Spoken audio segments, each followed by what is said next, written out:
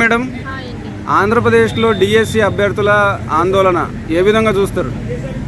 ఏం ఆందోళన జరుగుతుంది మీరు చెప్పండి ఒకసారి. అంటే డిఎస్సిలో అవకతవకలు జరిగినాయి, అంటే టీడీపీ కార్యకర్తలకి జాబులు ఇచ్చారు, అసలైన వాళ్ళకి జాబులు ఇవ్వలేదు, బ్రిడ్జ్ అంటే లిస్టులో పేకాట లేకుండా స్పోర్ట్స్ కోటా కింద ఇచ్చామనేసి కొంతమంది చెప్తా ఉన్నారు. అవును, అది ఎంతవరకు కరెక్ట్ అనో తెలీదు. ఒకవేళ అది నిజమైతే అది చాలా అన్యాయం జరిగినట్టే కదా, బికాస్ చాలా మంది సంవత్సరాల నుంచి హార్డ్ వర్క్ చేసి ఉంటారు.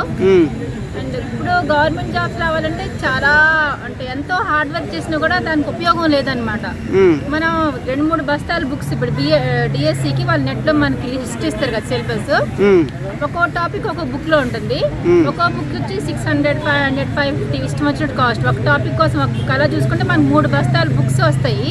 అవును, అవన్నీ మనం చదివి చదివి చదివి ఆ స్ట్రెస్ కి తల మీద ఉన్న ఎంటికలన్నీ ఊడిపోవాలన్నమాట.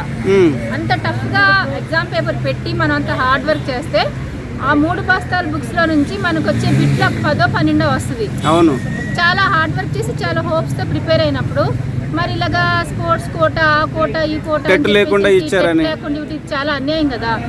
అందరికి అంటే ఈక్వాలిటీ ఉండాలి, సమానంగా చూసుకోవాలి.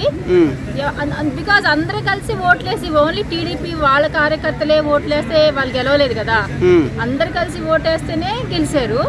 అప్పుడు అందరికి ఈక్వాలిటీ ఉండాలని సమానంగా చూసుకోవాలి. అంతేకాని టెట్ లేకుండా ఇలా జాబ్ ఇస్తామన్నది చాలా అన్యాయం జరుగుతుందని నేను అనుకుంటున్నాను. డిఎస్సి అభ్యర్థులు రీసెంట్గా వైఎస్ జగన్మోహన్ రెడ్డి గారిని కలిశారు.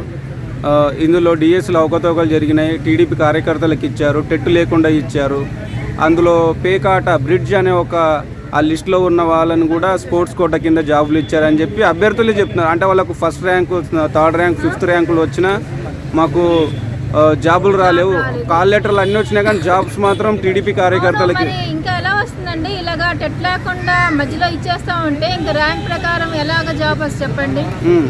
అసలు హార్డ్ వర్క్ చేసిన వాళ్ళకి జాబ్ రాలేదు, ఎవరైతే హార్డ్ వర్క్ చేయకుండా వచ్చారో వీళ్ళు టీడీపీ కార్యకర్తలు ఇలా ఇస్తుంటే ఇంకెలాగా వాళ్ళకి ర్యాంక్ ప్రకారం జాబ్ వస్తుంది? మళ్ళీ జగన్మోహన్ రెడ్డి గారిని కలిశారు, ఆయన అపోజిషన్ పార్టీ కాబట్టి ఆయన కలుస్తారు. ఇంకొద్దిగా వీళ్ళు డిమాండ్స్ రేస్ చేయడం కోసం, ఎవరికైతే అన్యాయం జరిగిందో ఈ డిఎస్సి స్టూడెంట్స్ కి వాళ్ళకి డిమాండ్స్ రేస్ చేయడం కోసం ఖచ్చితంగా అపోజిషన్ పార్టీని కలుస్తారు. అంటే కేంద్రంలో పేపర్ లీక్ల వల్ల కేంద్ర విద్యాశాఖ మంత్రి ధర్మేంద్ర ప్రధాన్ రాజీనామా చేశాడు. ఏపీలో కూడా డిఎస్సిలో అవకతవకలు జరిగినాయి, నారా లోకేష్ గారు ఎడ్యుకేషన్ మినిస్టర్గా కూడా రాజీనామా చేయాలని చెప్పి అక్కడ డిఎస్సి అభ్యర్థులు కానీ వైసీపీ పార్టీ నాయకులు కానీ రోజు ధర్నాలు చేస్తున్నారు. మీకు ఎలా అనిపిస్తుంది? ధర్నాలు చేయడం కరెక్టే, చెయ్యాలి.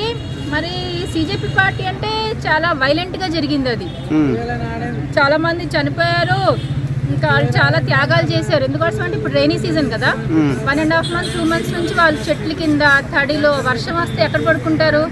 చెట్ల కింద, ఫుడ్ లేకుండా, వాష్రూమ్స్ లేకుండా, ఏమీ లేకుండా చాలా ఇబ్బందులు పడ్డారు. మరి వాళ్ళంతా స్ట్రాంగ్ ప్రొటెస్ట్ మూవ్మెంట్ ఆంధ్ర వరకు ఉంటే అప్పుడు అలాంటిగా సిజేపీకి జరిగినట్టు జరుగుతుంది. మనంతా స్ట్రాంగ్గా జస్ట్ ఏదో 1 day 2 day ½ hour మీడియాలోకి వచ్చి మాట్లాడి సరిపోదు. చాలా స్ట్రాంగ్గా సిజేపీలో చాలా మంది చనిపోయారు కూడా, చనిపోయారు, దెబ్బలు తిన్నారు. వాళ్ళనైతే బీజేపీ పార్టీ ఒక పాకిస్తాన్ వాళ్ళని ట్రీట్ చేసినంతగా చేసింది. యాక్చువల్గా టియర్ గ్యాస్ షూటింగ్ అన్నది వేరే కంట్రీతో మనకేమన్నా border issues like Pakistan, China, ఇండియాకి ఎనిమి కంట్రీస్ అలాంటివి జరిగినప్పుడు మనం గన్ ఫైరింగ్ స్టార్ట్ చేయాలి. మన కంట్రీలోనే ఇండియన్స్ మీదే గన్ ఫైరింగ్ చేసి 3rd degree కొట్టేసేసి, లాఠీ చార్జీలు కొట్టేసేసి, అదే లాఠీలతో కొట్టేసేసి, టియర్ గ్యాస్ బాంబ్, ఇవన్నీ అసలు కరెక్ట్ కాదు. అంటే వైసీపీ ప్రభుత్వం ముఖ్యంగా నారా లోకేష్ గారు ఎడ్యుకేషన్ మినిస్టర్గా ఫెయిల్ అయిపోయాడు, అవకతవకలు జరిగినాయి, రాజీనామా ఆయన చేయాలని చెప్పి అంటున్నారు. మీకేమనిపిస్తుంది?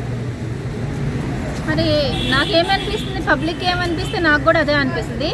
మరి అది నిజమే అయితే కనుక మరి సిజేపీకి జరిగినట్టే జరగాలి, బాధ్యత తీసుకోవాలంట. అవును, అందరికి ఈక్వాలిటీ ఉండాలి. ఇప్పుడు ఎవరికైతే వారు ఉద్యోగాలు ఇస్తారో వాళ్ళొక్కరే ఓట్లు వేస్తే గెలవలేదు కదా, ప్రజలందరూ కలిసి గెలిపించారు.